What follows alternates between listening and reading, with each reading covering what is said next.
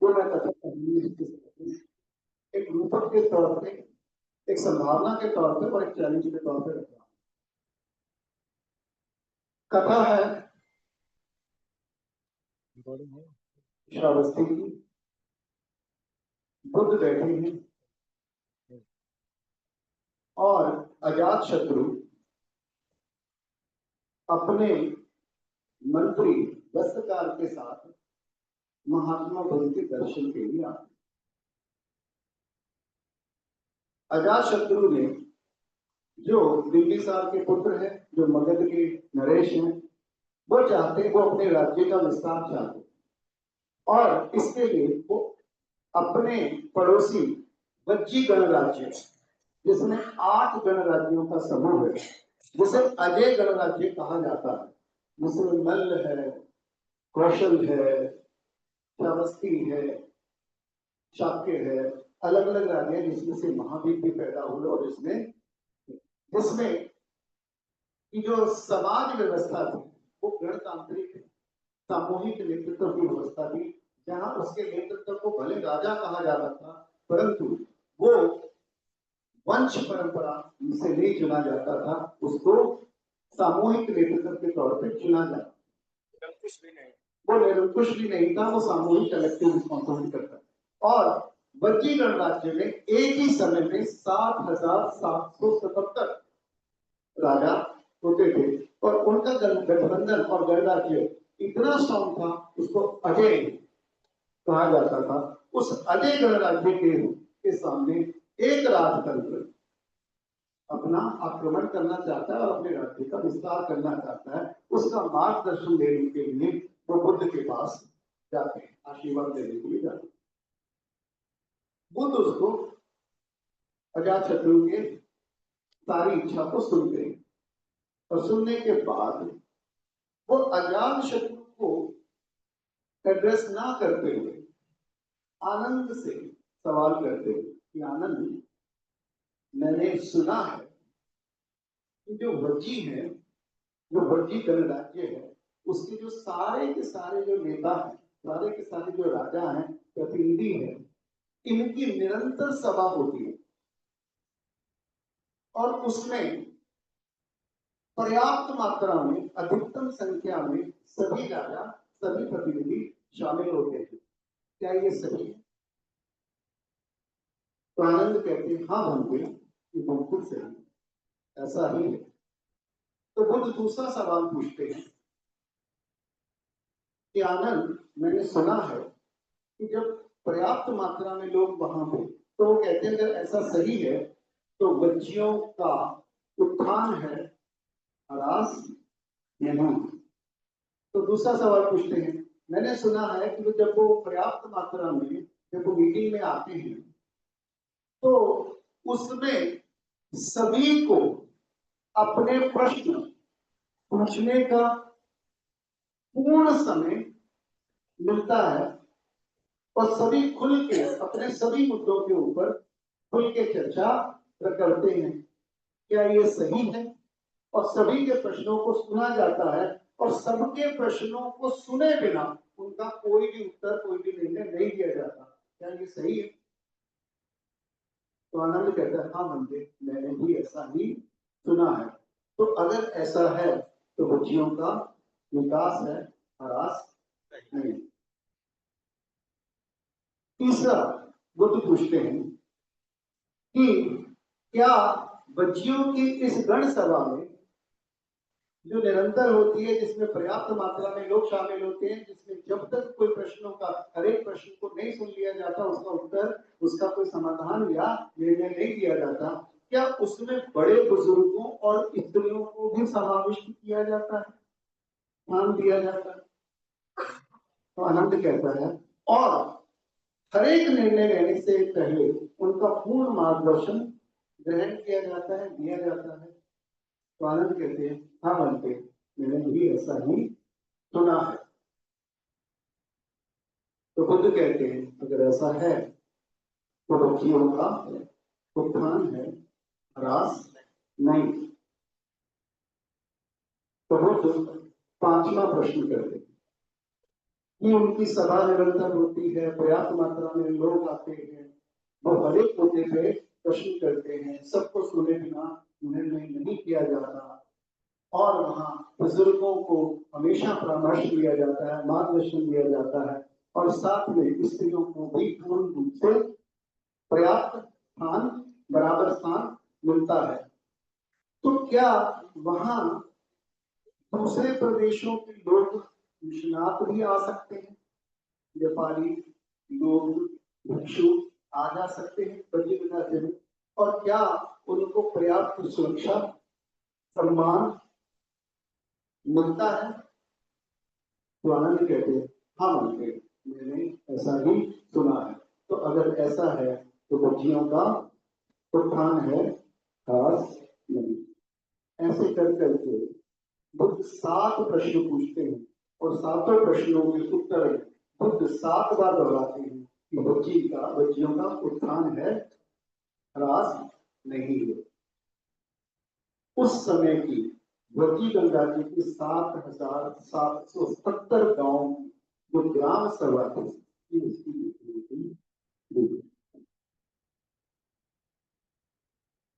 अब अजात शत्रु ने 7 बार सुना कि बच्चियों का ह्रास नहीं है, और जितनी बार वो सुनते हैं उसका दिल बैठता।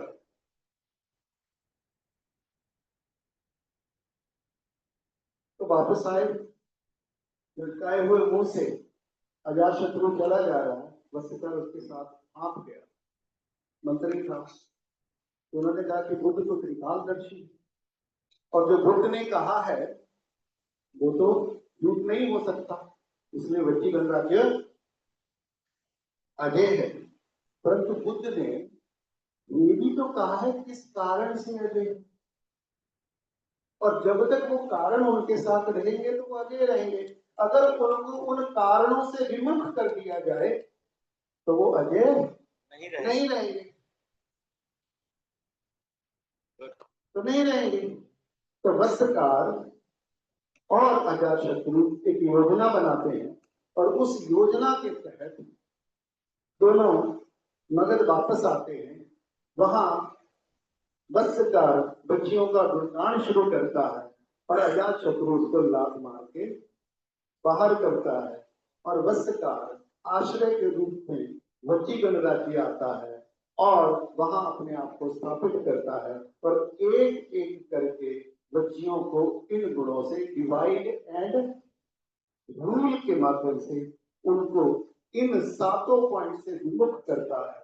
और उसके बाद अजात शत्रु वज्जियों के ऊपर आक्रमण करता है, और वज्जी गणराज्य, अजय गणराज्य, भारत का सबसे मजबूत गणतंत्रीय व्यवस्था, महाजनपद व्यवस्था टूट जाती है, और भारत दुनिया के सबसे विस्तृत 18 जनपद, जो सारे के सारे लोकतांत्रिक, जो ग्रामीण व्यवस्था में थे, जो सामूहिक नेतृत्व में चलते थे, जो सबसे समृद्ध थे, वो समाज जिसमें चारों वर्ण, 18 जातियां उस समय जो भी थी,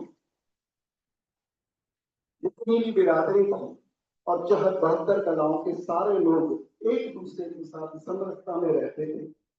सभी लोग उत्पादन में अपना सहयोग करते थे, और वाटर सिस्टम से एक्सचेंज होता था, और जो बच जाता था, सरप्लस हो जाता था, हर गांव के ऊपर मतलब 2.5 साल का वो स्टोर करते थे। जो अधिक होता था वो व्यापार के थ्रू बाहर जाता था और विदेश जाता था, और पूरी दुनिया में धन में, धान्य में, उत्पादन में, अर्थ में, सुरक्षा में, सामाजिक समरसता में ये अजय गणराज्य, इस षड्यंत्र, वस्त्रकार के षड्यंत्र के कारण छिन्न भिन्न होकर, पराजित होकर एक राज्य व्यवस्था में, केंद्र शासित व्यवस्था में, जो डिसेंट्रलाइज व्यवस्था थी वो सेंट्रलाइज व्यवस्था में कन्वर्ट हो गई।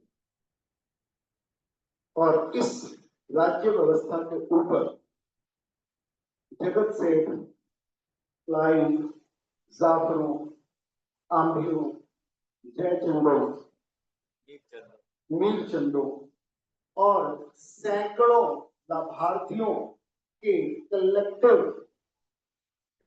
प्रयास से भारत आज इस स्थिति में है। और आज हमारे पास जो चुनौती है, क्या उस स्वर्णिम काल के, उस स्वर्णिम संदेशों को की तरफ हम मुड़ सकते हैं व्यवस्था स्थापित करने के लिए,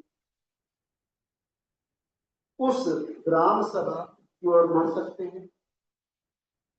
तो आज की चुनौतियों में वो ग्राम सभा कितनी टिक पाएगी, जहां ग्राम सभा यानी ग्राम सभा और क्योंकि सबसे जो बड़ा जो हमारी प्रस्तुति में आया कि जो सबसे पहली जो व्यवस्था है, जो इंफ्रास्ट्रक्चर है, जो इकोसिस्टम है, सोशल इकोसिस्टम है, वो ग्राम सभा है हमारा विकल्प। इसके अलावा कोई और विकल्प किसी को नजर आता है? नहीं। हेलो, मैं आपकी हाथ के साथ अनुभूति चाहता हूँ ताकि मैं आगे बढ़। ग्राम सभा हमारा विकल्प है। तो शहर सभा का क्या होगा? क्योंकि आपकी 45% जनसंख्या तो शहर में रह रही है, राइट? और दोनों की व्यवस्थाएं अलग हैं। शहर तो उत्पादन शून्य पैरासाइट पॉपुलेशन है, डिपेंडेंट सर्विस पॉपुलेशन। जो गांव का सारा नस्ल भी चूस रही है, फसल भी चूस रही है, सरप्लस भी चूस रही है और संभावनाओं को भी चूस रही है। और दोनों एक दूसरे की कॉम्प्लीमेंट्री व्यवस्थाएं हैं या एक दूसरे के साथ संघर्ष में, ऐसे अनंत मुद्दे हैं, राइट? तो अभी हमें दोनों व्यवस्थाओं के ऊपर काम करना है या एक व्यवस्था के ऊपर काम करना है? दोनों के मॉडल साइमल्टेनियसली विकसित करने हैं या एक के ऊपर करना है? या हमारी जितनी क्षमता है, जितनी क्लैरिटी है, जितनी वर्तमान समझ है, उसको लेके प्रायोरिटाइज करना है, जिसको हम कर सके, जिसको हम अचीव कर सके और जिसको हम अपनी देश और दुनिया के सामने मॉडल के तौर पे अपने को और समाज को प्रस्तुत कर सके। ऐसा एक मॉडल का हमें चुनना पड़ेगा। तो कौन से मॉडल के ऊपर वर्तमान स्थिति के साथ हम मिनिमम इनिशिएटिव ले सकते? मैं सदन से पूछ रहा हूँ, कॉम्प्लीमेंट्री बनाने का कुछ सभा बनानी है, ये ओपन है, उसके लिए सामूहिक है। और मैं कोशिश करेंगे ये जो सेशन है कि परफेक्ट कॉम्प्लीमेंट्री चलना चाहिए, पर वैसा उतने रखें जितना हम उसको सेशन को कंप्लीट कर दें।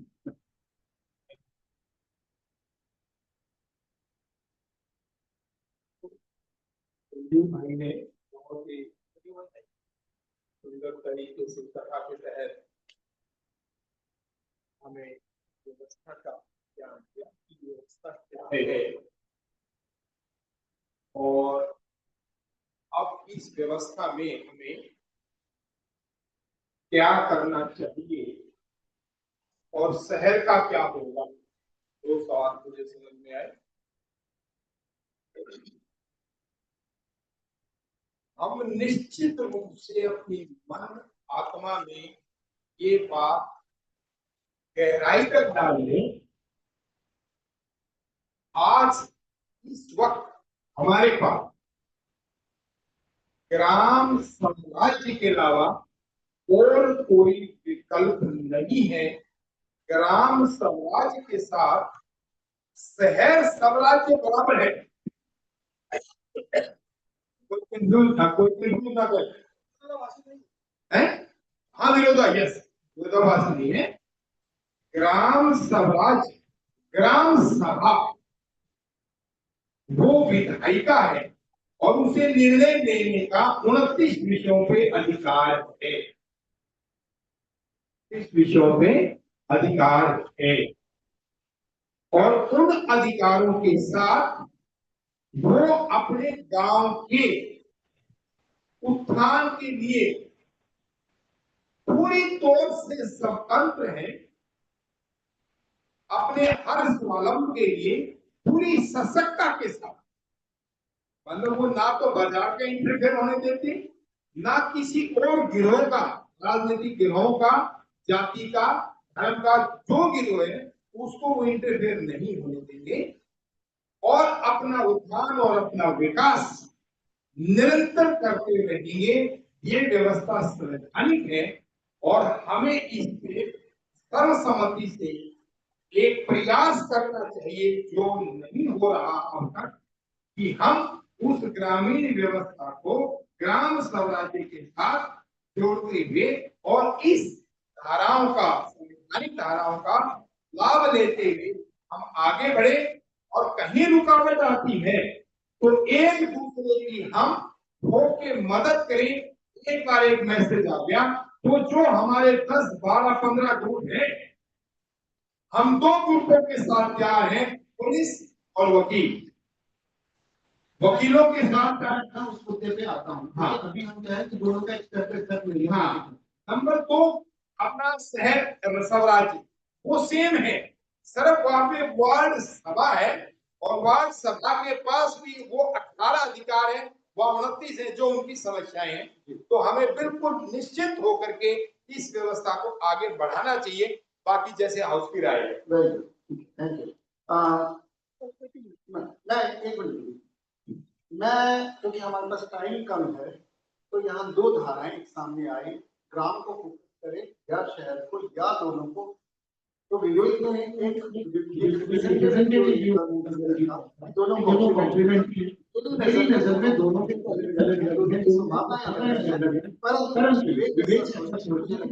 विवेक एक रिप्रेजेंटेटिव के तौर पे रहे, कोशिश करेंगे ज्यादा बहस में ना पड़े।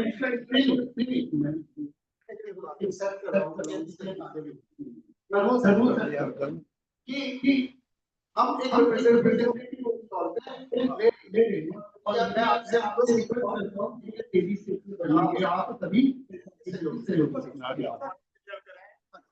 पहले गांव थे और वो गांव का ही तो चिंतन है।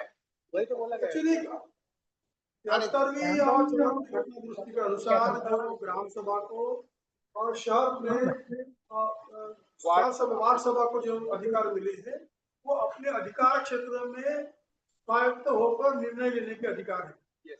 ग्राम सभा को निर्णय लेने के अधिकार है, वो गांव के जो 29 कार्यक्रम है उसके बारे में।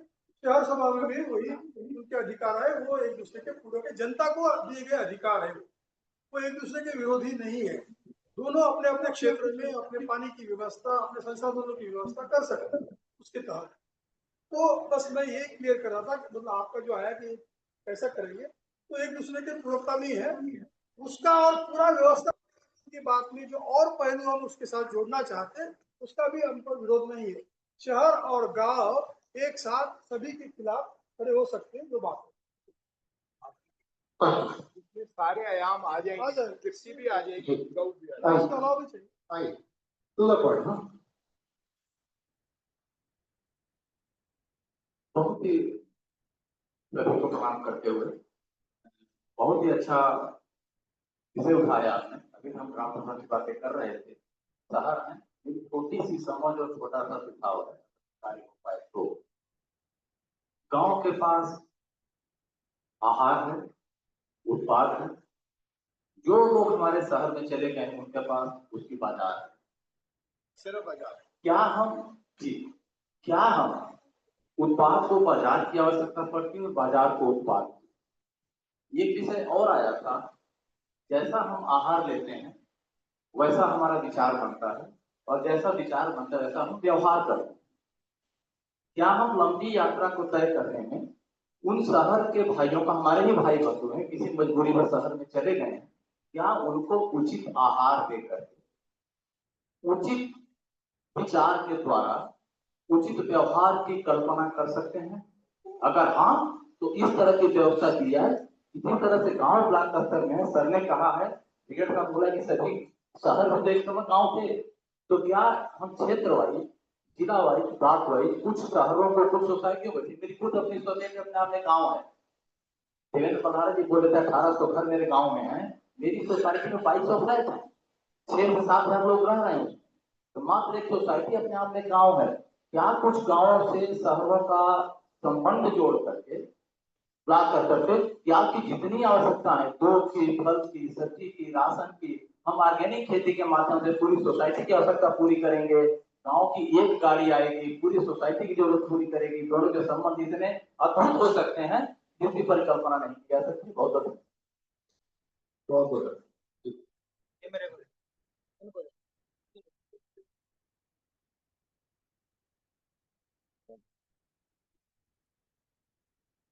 नीचे नीचे चिपकेगा नहीं।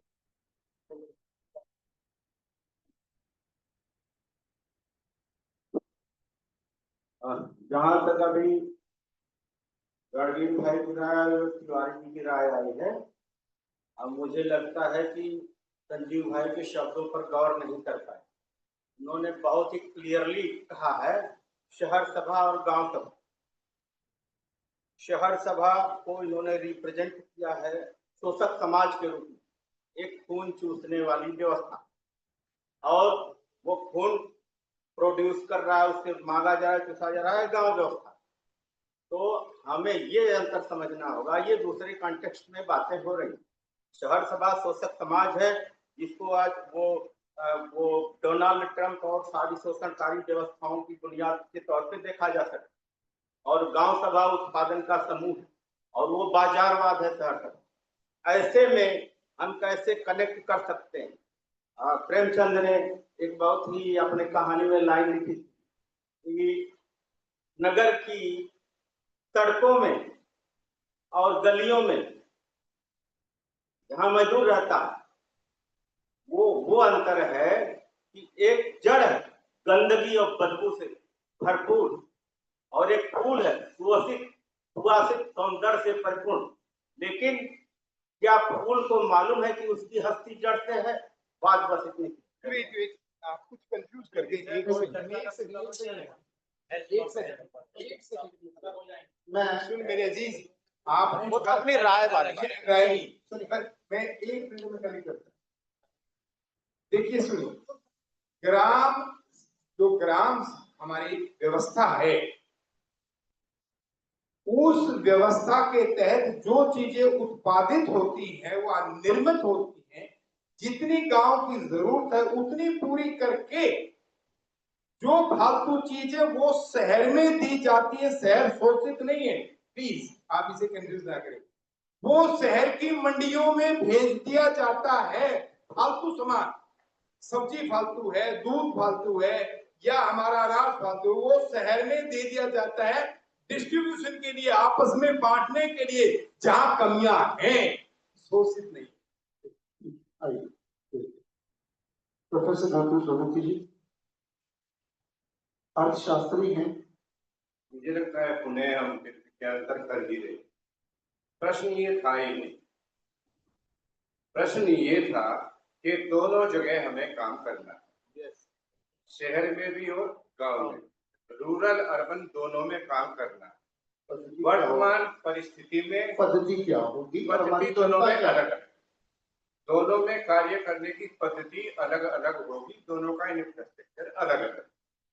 तो हम अपने सीमित साधनों के साथ पहली शुरुआत कहां से, क्योंकि दोनों के ऊपर एक जैसे नियम लागू होंगे, ये संभवतः ये विषय। मैं यहाँ डेविल्स एडवोकेट 1 मिनट के लिए प्ले करता हूँ, मैं आपसे जवाब चाहता हूँ, ठीक है?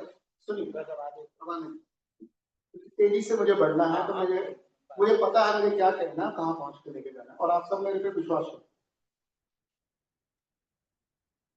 शहर इस समय एक पाइपलाइन पे जीने वाली व्यवस्था, ना वो लोकल पाइपलाइन है, वो ग्लोबल पाइपलाइन, जिसमें पानी की पाइप से है, ईंधन भी पाइप से है, दवाई भी एक पाइपलाइन से ही है, अनाज भी पाइपलाइन से है, बिजली भी पाइपलाइन से है, और उस पाइपलाइन का जो नियंत्रक है, सप्लायर है, वो शहर में, वो गांव में नहीं है, वो शायद देश में भी नहीं है। वो कहाँ है वो किसी को पता नहीं। उसके इंटरेस्ट जियोपॉलिटिकल या कुछ भी हो सकते, और अगर ये पाइपलाइन एक दिन में लॉकडाउन के बहाने, वॉर के बहाने, या किसी भी बहाने अगर ये पाइपलाइन बंद कर दी जाती है या हो जाती है, तो एक ऐसी स्थिति का निर्माण होगा जो होने की बहुत बड़ी संभावना हमारे सामने खड़ी है। मैं आपके सामने एक छोटा सा दृश्य रखता हूं, जिसको समझना आज की सबसे बड़ी जरूरत है, और उसकी प्लानिंग करने की जरूरत है, क्योंकि ये डिजाइंड है वो ये है कि किसी भी शहर के पास कितना भी समृद्ध सुव्यवस्थित है, उसके पास एक हफ्ते से ज्यादा का पानी नहीं है, बिजली नहीं है, दवा नहीं है, भोजन नहीं है, ईंधन नहीं है। और उसके अंदर भी समाज की कम से कम 6-7 लेयर्स रहती, उसमें 47% स्लम में रहते हैं। अगर ये और जो डेली कमाते हैं डेली खाते हैं, अगर लॉकडाउन आ जाता है, सप्लाई चेन बाधित हो जाती है किसी भी कारण से, तो एक दिन के अंदर ये 43% जो पॉपुलेशन है वो भूखी नंगी हो। तो ये 3 दिन 2 दिन सहन करेगी, 3 दिन सहन करेगी, और तीसरे दिन ये पॉपुलेशन टूट पड़ेगी दूसरे लेवल पे, जिसके पास एक महीने का अनाज मिडिल क्लास का होने की संभावना है। परंतु अगर ये 43% बाकी 30% के ऊपर टूट पड़ती है, तो अगले 2 दिन में वो भी पूरा हो जाएगा। और अगर 5वें दिन 1% पॉपुलेशन जिसके पास साल का सुरक्षित होने की संभावना हो सकती है, और ये 43% और 40-50% ये दोनों जाके उसके ऊपर टूट पड़ते हैं, 5वें-6ठे दिन पूरा का पूरा शहर एक भूखा नंगा गृह युद्ध में आगा, और ये गृह युद्ध अंदर से खत्म हो जाएगा और ये टूट पड़ेगा गांव पे। This is called designed engineered crisis.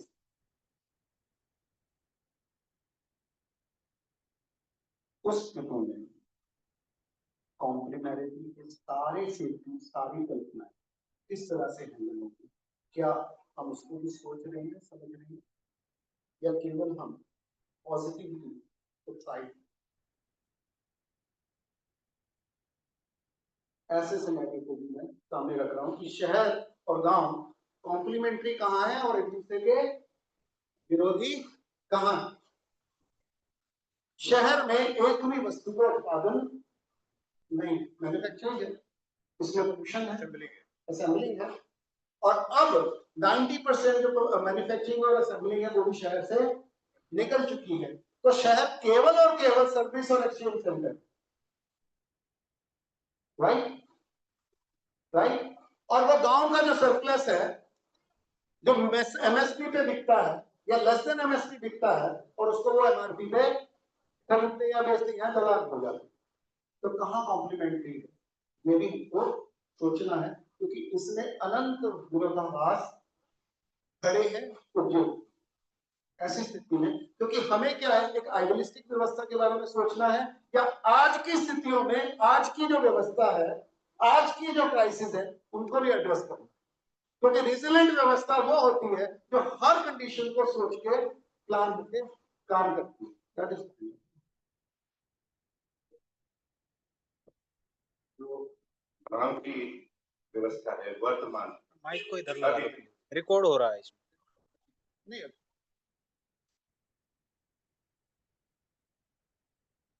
जो गांव की व्यवस्था है उसमें अभी स्वावलंबन बचा, वो बाहर के तत्वों से बहुत जल्दी डैमेज नहीं होती।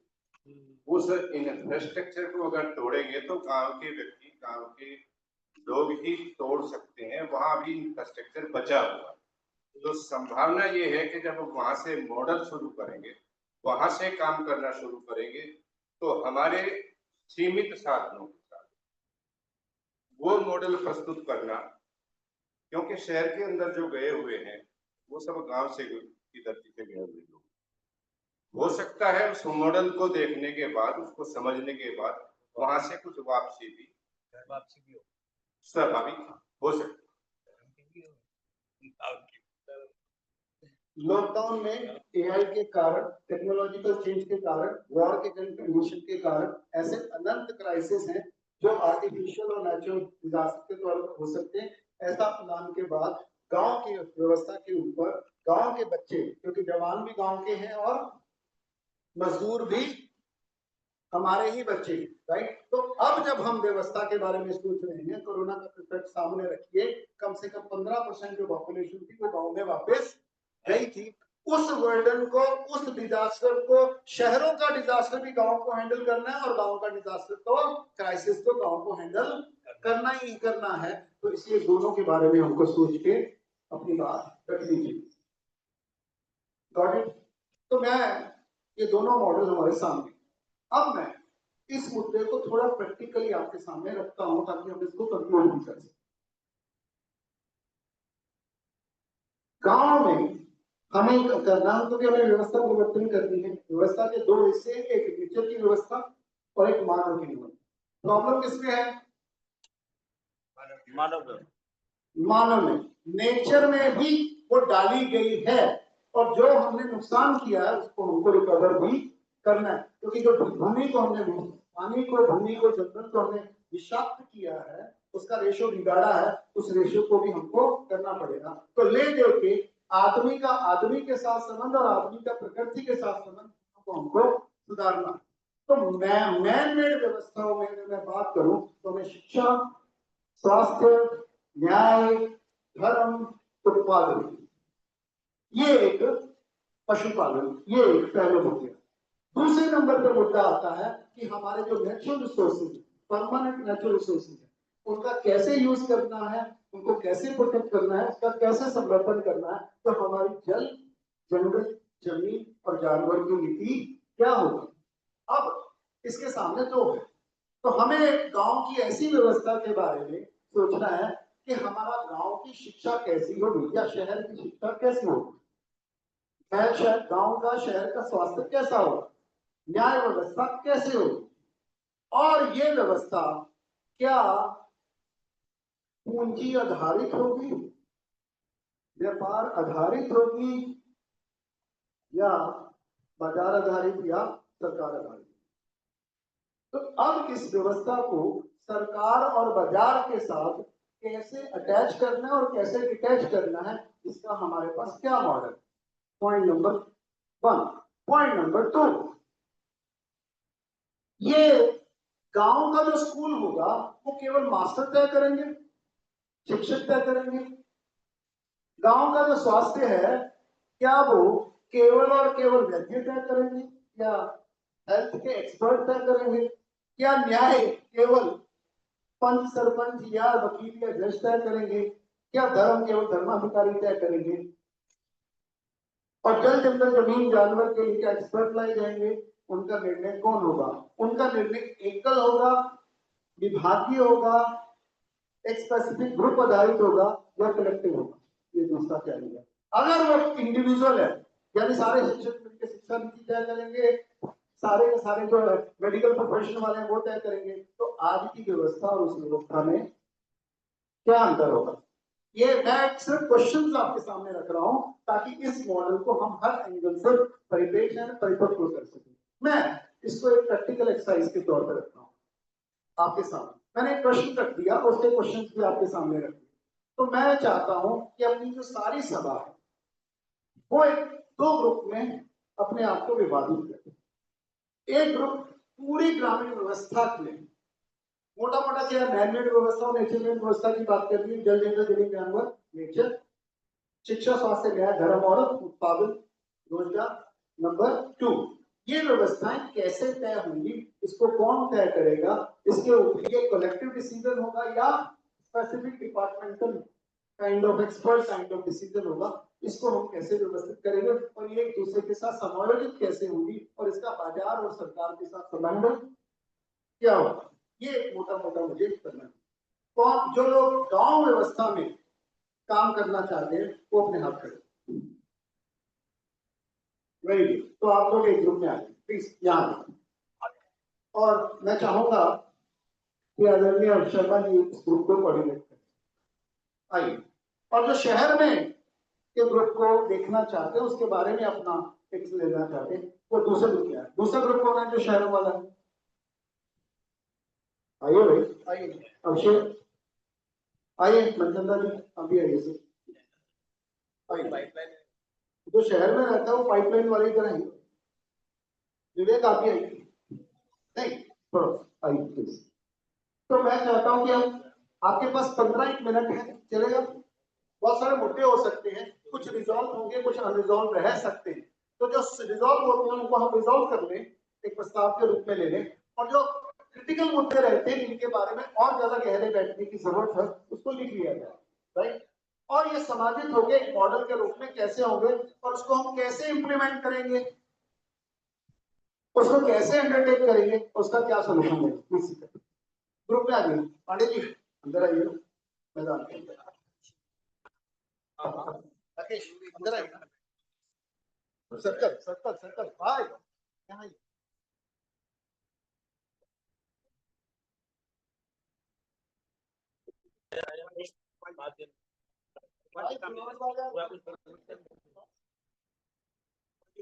आप उधर आइए, सही नहीं दिखता है। ओके, शहर में जाएंगे गांव में, उत्पत्ति जी गांव वाले इधर आओ, शहर वाले उधर जाओ, शहरी चकाचौंध गांव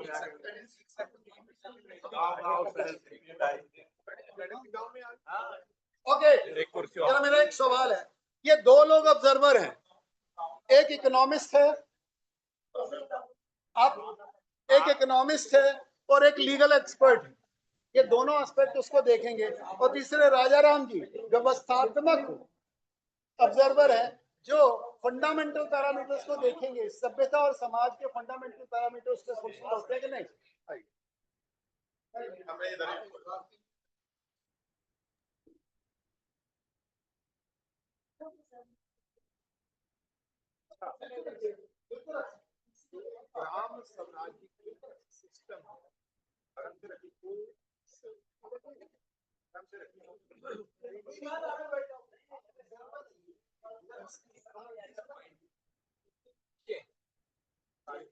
ग्राम सामाजिक सिस्टम सही पावर कानूनी पावर, उन्हें जो भी समस्याएं हैं उन समस्याओं के समाधान के लिए वो अपना रेजुलेशन पास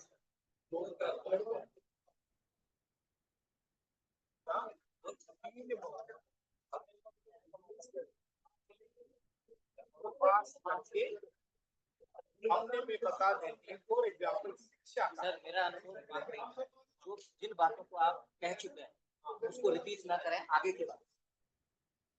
मैं पीछे से स्टार्ट करी वो तो हम लोग पढ़ने के आगे प्लानिंग करिए करना है आप चैलेंजेस सामने है। अच्छा हाँ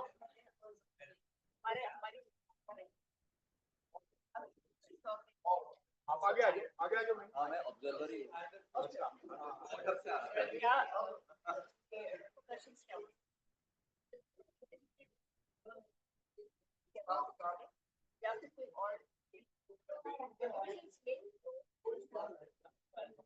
जैसे शिक्षा का विषय है, स्कूल है, स्कूल में फर्ज करो ये लगा कि भी तो पाठ्यक्रम वगैरह है वो तो स्टेट गवर्नमेंट का ही आएगा। स्कूल में बच्चे कम हैं, इसके बारे में गांव टीचर कौन रखते हैं उसके बारे में गांव तो जो पाठ्यक्रम है वो तो बोर्ड का होगा। हमें टोटल आप लीड स्टेट से चालू करें। From the beginning, board means from the very beginning to have to start. आप board means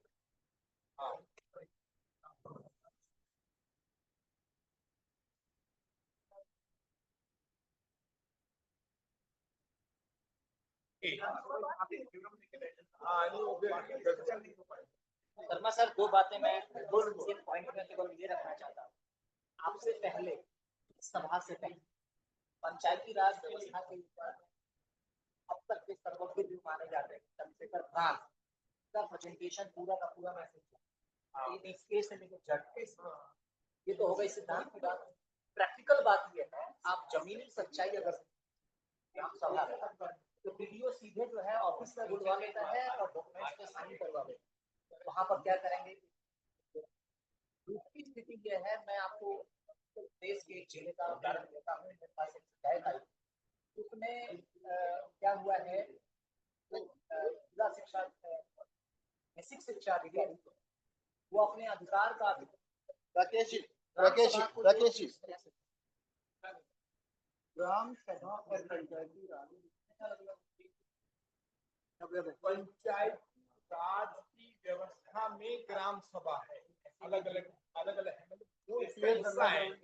क्लियर करना जरूरी। पंचायत जो है शासनिक व्यवस्था पूरे देश की व्यवस्था का हिस्सा, वो केंद्रीय व्यवस्था है। जहाँ सेंटर की जो नीतियों को गांव में इम्प्लीमेंट करने का काम पंचायत का, ग्राम सभा राइट, पंचायत सभा का गठन और पंचायती राज, और इसमें इलेक्शन होगा, उसमें सारी की सारी देश की और सारी की सारी नीतियां लागू होंगी।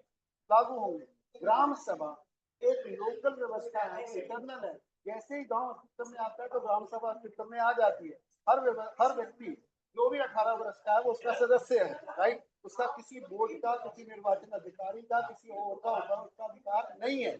सारे के सारे जल जंगल जमीन जानवर क्या है, कलेक्टिव रिस्पॉन्सिबिलिटी है। दोनों अलग व्यवस्थाएं हैं, दोनों के अलग भिन्न है, इसको भी थोड़ा क्लियर करना। ग्राम सभा गलत कर रहे हैं, तो ये देख लीजिए कौन से पंचायती राज क्या हुआ सारा जो है वो सिग्नेचर करवा लिया गया इस डॉक्यूमेंट में, ग्राम सभा में, इस विद्यालय में, इस शिक्षक को जब वो रिजल्ट था और उसकी अपर शासन कैंडिडेट को मैनिपुलेट करके सबका फर्जी सिग्नेचर करके और उसका अपॉइंटमेंट दे दिया गया। आज भी वो महिला वहाँ एम्प्लॉयमेंट है, जबकि वो टीचर। अब बताइए ऐसी स्थिति एसटीएफ बना, शिक्षा विभाग में एसटीएफ बने, वो जो करप्शन, फर्जी शिक्षकों की एक्स्ट्रा डीलिंग हो रही है, बच्चे को पढ़ाया नहीं जा रहा है, अटेंडेंस की व्यवस्था, उसके बावजूद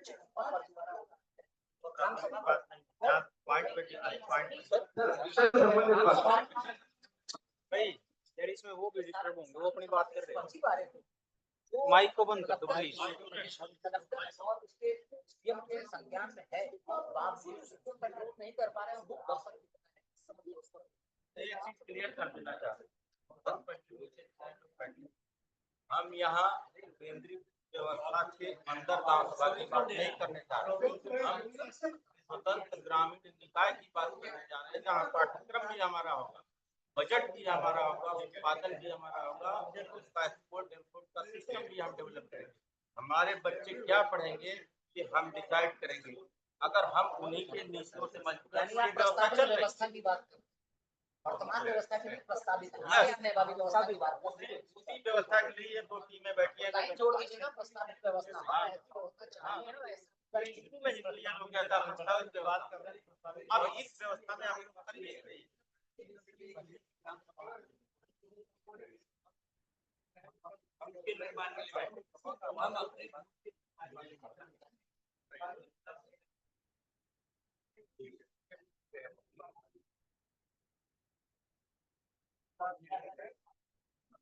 अब हमने एक बात रखी, अब इस पे बारी बारी से यस या नो का है।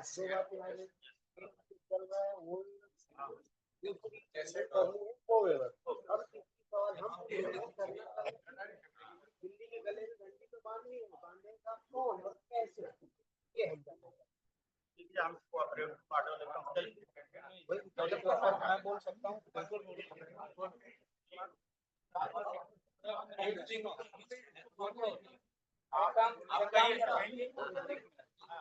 मेरा निवेदन है कि हम जो भी देते हैं, जैसे अध्यक्ष चुने गए हैं हमारे के कोऑर्डिनेटर में है, पहले अनुमति लेके बोले, नहीं तो फिर हमें 1-to-1 बात करते हैं। अनुमति है बोलने की, जिस पर्सन के ऊपर आना बोल तो काम करना तो मुश्किल। आपने जो बोला है कैसे इसके ऊपर एक काम गाँव के अंदर हम पहले तो सर्वे करना पड़ेगा हमें, तो वैकल्पिक व्यवस्था जो हम देना चाह रहे हैं तो प्रति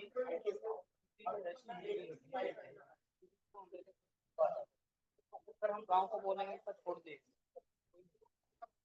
हमारे कहने से कोई तो वो जब धीरे धीरे मानसिकता बढ़ेगी तो तब जाएगा। तो एकदम से अगर हम ये चाहते हैं कि ऐसा करते तो संभव नहीं, धीरे धीरे जाएगा। मेरा ये सुझाव है ये शिक्षा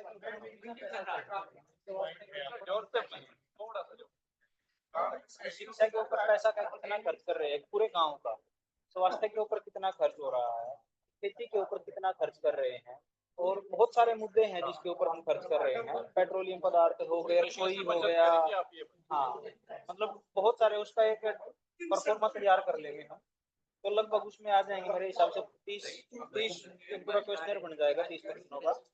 तो वो हम एक सर्वे करेंगे और वो सर्वे होगा गांव की मदद से। तो पहले तो कोई गांव में किस प्रकार से चुना जाए, इस गांव में मॉडल गांव आप कहना चाहते हैं? हाँ, पहले तो मॉडल को एक से शुरुआत हो गया से तो हम कर नहीं सकते कोई जब तक वैकल्पिक व्यवस्था वहीं से खड़ी होगी और उसके ऊपर फिर हमने देखना है यार शिक्षा के ऊपर जो हो रहा है शिक्षा को हम कैसे चेंज करेंगे।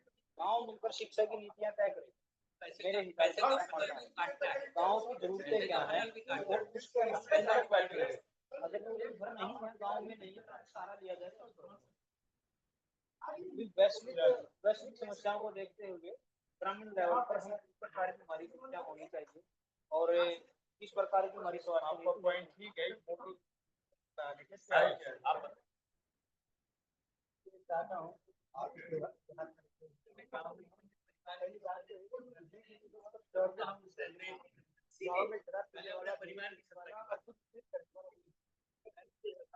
पहली बात शहर में जितने भी विद्वान है वो गाँव में भौतिकता बहुत बड़ी है और हम आपका हमें भी ऐसा लग रहा है कि हम गाँव तो हम सीखे जा रहे हैं तरफ के गाँव में क्योंकि आप हमारे सामने आदर्श आप साइड में बैठे जेल में बैठे प्रवास करते हम आपको रवि भाई के पास बड़ा अनुभव है। आप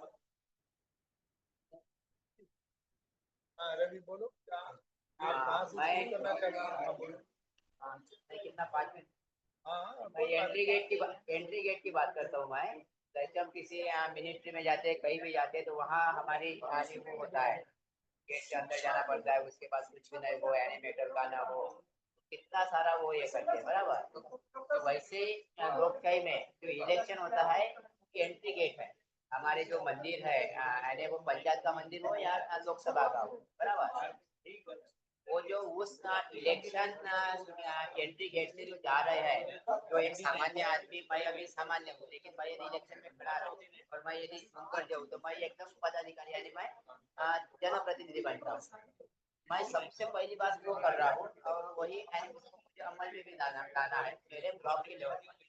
तो वही जब कोई एक आदमी यानी चुन के इसमें वो यानी जो हमारे आदर्श आचार संहिता होती है जो उसके डेक्लेरेशन होते हैं 10 गुना वो खर्चा करके वो जा रहे हैं और ये बात एकदम सामान्य हो गई। इलेक्शन में जो धांधली हो रही इतना बड़ा यानी मेरा ये पॉइंट अलग ये बात करिए कि हम राजनीतिक ग्राम सभा की बात करें। ग्राम सभा कहीं से सिलेक्टेड और इलेक्टेड नहीं है। हाँ तो मैं आप बात कर रहे हो मेरे पास बहुत अच्छा मॉडल है कि मैं अमल बजावनी मेरे ब्लॉक में करता हूँ। अभी जैसे ये है कि मेरे गाँव का उदाहरण देता हूँ रंजन भाई, यानी किसी को नाम मेरे तालुका जैसे मेरे गांव में 9 मेंबर है बराबर और एक सरपंच है ऐसे 10 है। तो मैंने और हमारे महाराष्ट्र में 7 to 17 यानी 7 मेंबर कम से कम होते ज्यादा से ज्यादा 17। तो मैं मेरे गांव का उदाहरण देता हूँ कि अभी जब हमारे 6 महीने बाद इलेक्शन है तो ये प्रयोग मैं मेरे गाँव में चालू ही करने वाला हूँ 6 महीने में। ग्राम सभा की बात करें, बात को तो समझो, ग्राम पंचायत की बात नहीं कर रहे।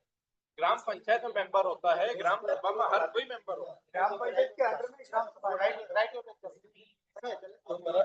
बराबर है। ग्राम सभा की बात है, ग्राम सभा काम रखते हैं और दोनों अलग अलग चीज है। ग्राम पंचायत एकदम अलग चीज है। ग्राम सभा एक आज के बाद क्या शुरू करना है ये बताओ। हाँ सैंपल कौन तय करेगा कि क्या करना है? इसके बारे में कुछ एग्जाम्पल हो सकता है कि शिक्षा के बारे में बहुत ज्यादा नॉलेज हो और बाकी थोड़ा कम भी हो सकता है पर्टिकुलरली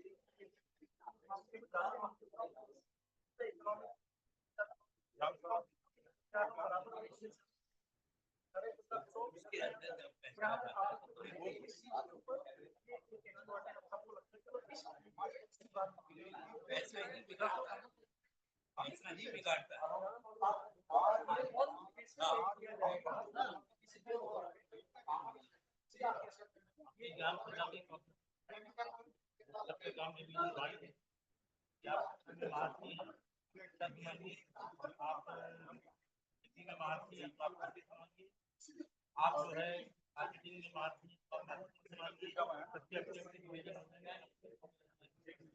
जब हम काम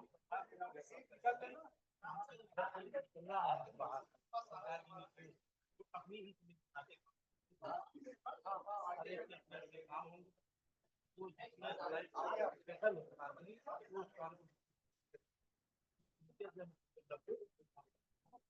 हमको सरकार से हट के काम बराबर है। ग्राम सभा में क्या होता है, सभी राजनीतिक पार्टी के गांव में इगोइस्ट लोग होते हैं, वो ग्राम सभा बर्खास्त नहीं करना चाहते, कोई ग्राम सभा बनी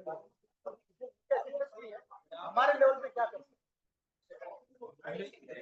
मिलने के लिए तुमको ग्राम सभा में जाना पड़ेगा। तो हमारी भी एक ग्राम सभा है, हमारे लेवल पे जाएगा अपनी मिलने को तुमको ग्राम सभा में जाना पड़ेगा। जो हमारे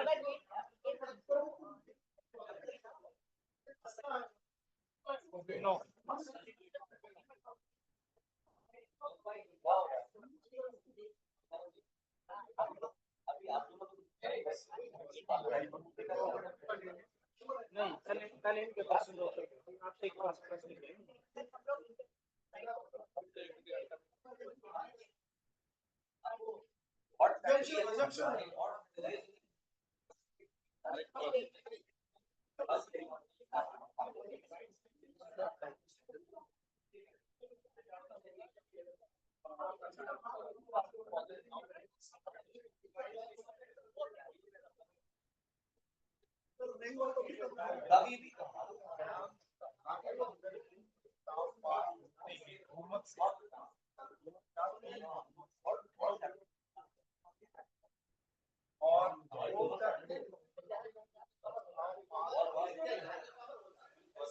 ग्राम सभा ही मजबूत कड़ी है जो सही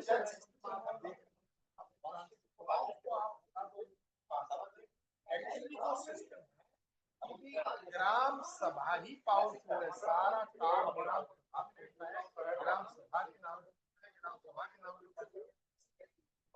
ग्राम सभा खुद अपना एक प्रस्ताव डाल, चाहे एजुकेशन के बारे में डालना है या जमीन के बारे में डालना है या बीज के बारे में डालना है, अपना रेजोल्यूशन डालने के बाद कॉपी डिप्टी कमिश्नर डीसी के पास भेज देती है, वो अपने गांव में नहीं करेगा।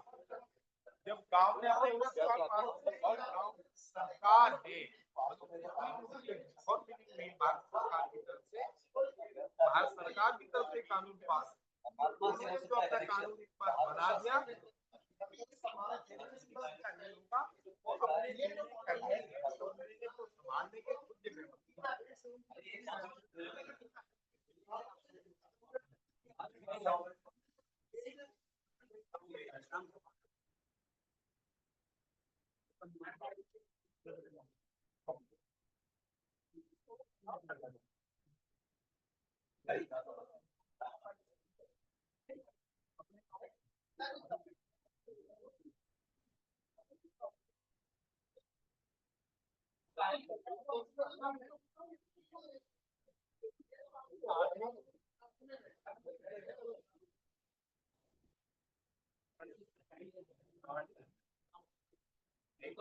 कहाँ बांटिए कहाँ बांटिए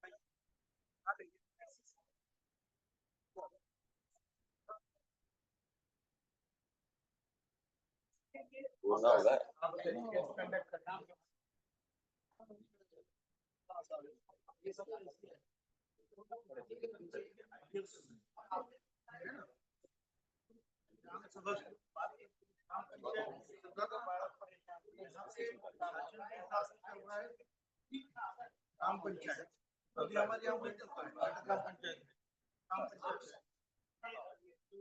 इलेक्टेड लोग होते हैं,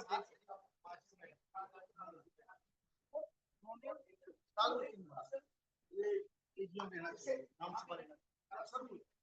अक्सर क्या होता है, पंचायत राज का आज भी वैसे ही चलता है, फिर हम जब अभी आगे जाके आप जब बात करें बात करो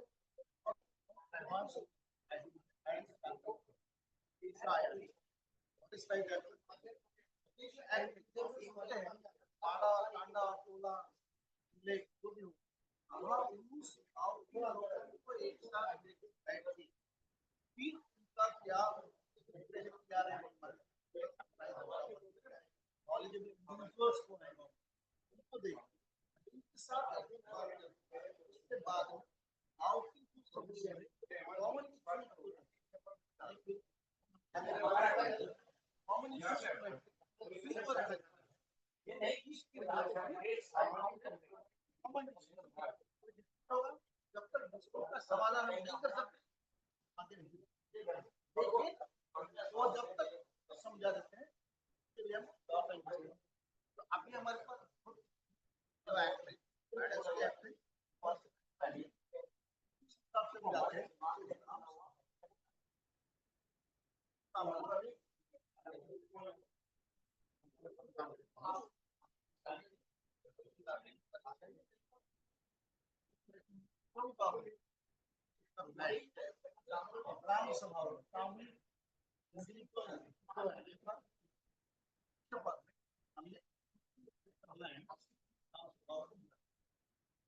सभा हर गाँव सिर्फ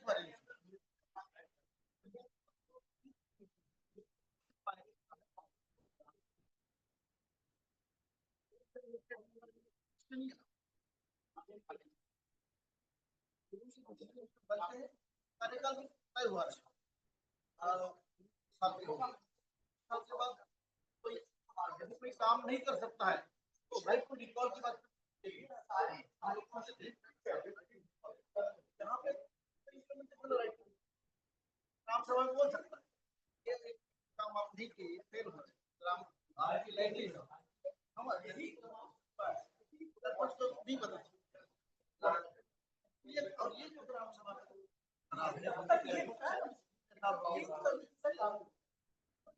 बिल्कुल अमल में लाना ही हम लोग परिस्थिति ऐसी ग्राम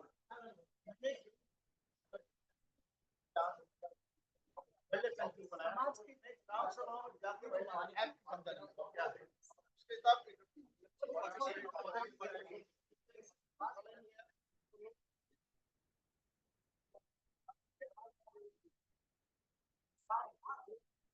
हमारा प्याज का इस बार आप अधिकांश गाँव में जानता नहीं ये सामने रह ये सही बात है। और अब ये जानकारी पहले उनको दी पूरे जैसे शादी है ऐसी बात नहीं गाँव में तो कुछ लोग होते हैं और कुछ महिलाएं देखती अच्छी युवक पीछे होते हैं उनको खोज करते हैं इनको दिखाया उनको ये सुविधा है तो ये है और अगर आप इसको करेंगे तो आपके अधिकार कैसे करेंगे। नंबर दो जैसे हमने ग्राम और शहर का समिति बनाया है ग्राम से 5 लोग चुनित करते हैं उनका वोट 5 लोगों का चुनित करके दो और 5 लोग शहर के चुनित करके ताकि ग्राम और शहर का समिति से बन जाए ग्राम की समस्या एक दूसरे की समस्या का बंटवारा करके हम ग्राम स्वराज की बात करते हैं जैसा रविंद्र ने ना रविंद्र ने बोला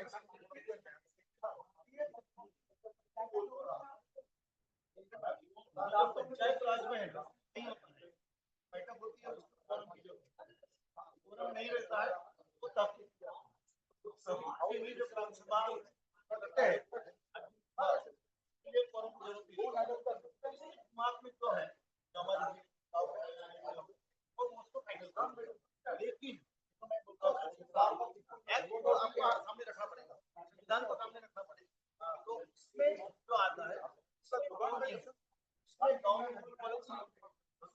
ग्राम सभा होगी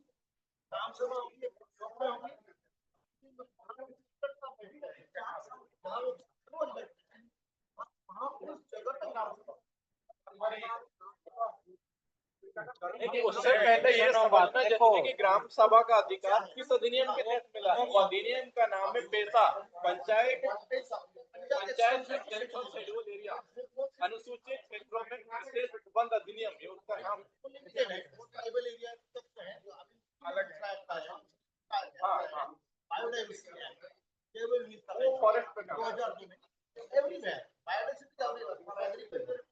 पेशा सभी जगह नहीं है जो 5वीं और 6वीं अनुसूची के अंतर्गत जो गांव आ रहे हैं उनमें पैसा है जो ट्राइबल नहीं। एक मिनट हम जो बात कर रहे हैं हमारे जो ग्रुप हैं काफी बात अपनी जो लगी हम ग्राम स्वराज काम करना चाहते हैं ग्राम स्वराज को कैसे काम करना है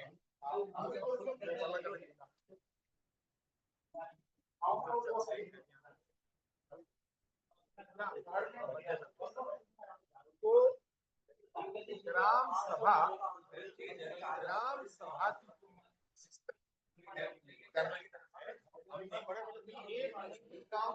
पहला सवाल को समझाना अभी जो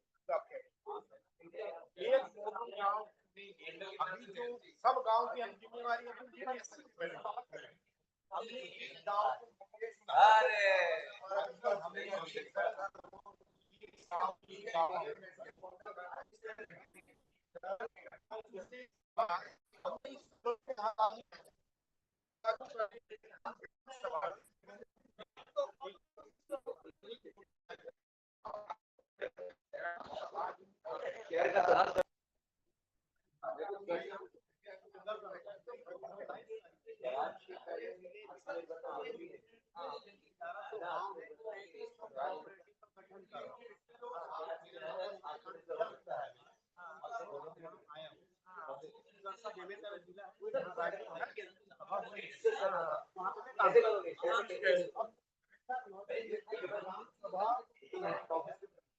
क्या उसके अधिकार होते हैं वो पेशा अधिनियम के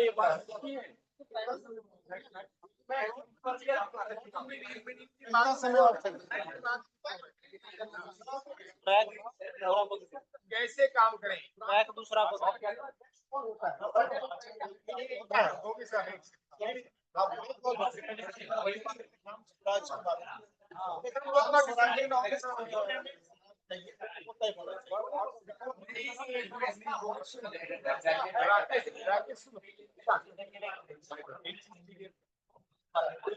आप जहाँ भी काम कर रहे हैं बच्चे बात कर रहे हैं पहले एक गांव को चुन लो जो आप यहाँ से सीख के जा रहे हैं आपको एक्ट भेज दिया गया।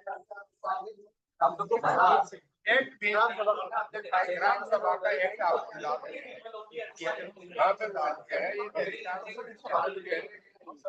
आप उनको ये बताइए ये अधिकार इसके तहत ग्राम सभा बैठी और ग्राम सभा विधायिका के तौर पे निर्णय लेगी समस्याओं की प्राथमिकता के मुताबिक। एक समस्या पहली कौन सी है, पानी की निकासी, और वो 4-5 समस्याएं रख लेगी अपने सामने और ग्राम सभा को बोला जाएगा कि आज हमें इनके बारे में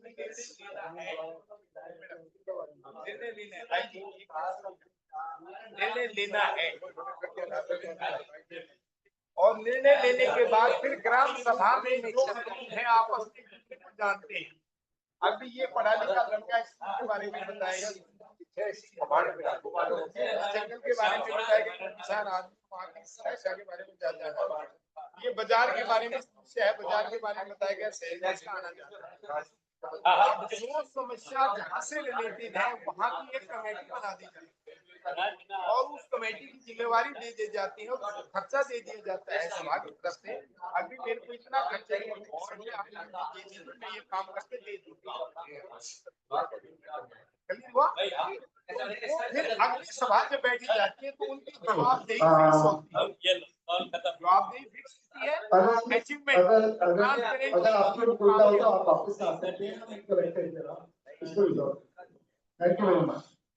आइए सर, आ जाइए।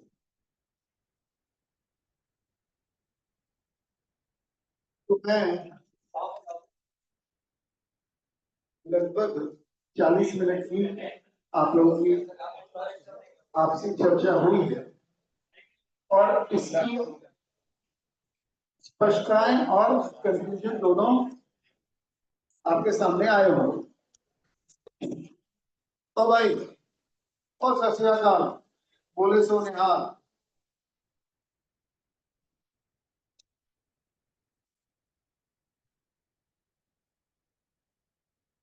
आ जाइए सर प्लीज, आप दोनों तीनों मैदान में आ जाइए। Shri ji Paltosh please come in the line. आइए सर प्लीज।